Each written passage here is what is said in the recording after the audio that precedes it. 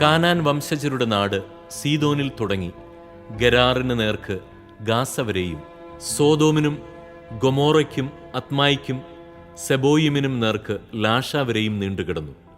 ഇതാണ് ഭാഷയും ദേശവും കുലവുമനുസരിച്ച് ഹാമിൻ്റെ സന്തതി പരമ്പര. യാഫത്തിന്റെ മൂത്ത സഹോദരനായ ഷേമിനും മക്കളുണ്ടായി. അവൻ ഏബറിന്റെ മക്കൾക്ക് പൂർവ്വപിതാവാണ്.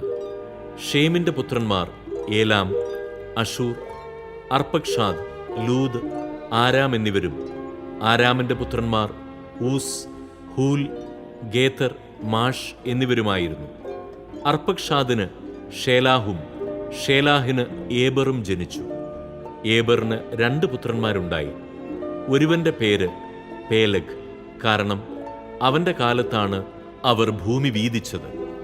അവന്റെ സഹോദരന്റെ പേര് യോക്താൻ.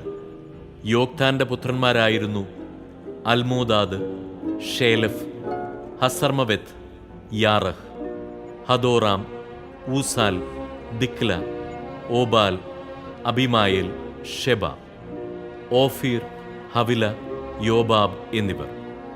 അവർ പാർത്തിരുന്ന നാട് സേഫാറിലെ മേഷ മുതൽ കിഴക്കുള്ള മലമ്പ്രദേശം വരെ നീണ്ടുകിടന്നു.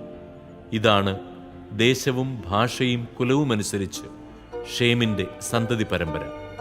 ദേശവും തലമുറയുമനുസരിച്ച് നോഹയുടെ മക്കളുടെ കുടുംബ ചരിത്രമാണ് ഇത്.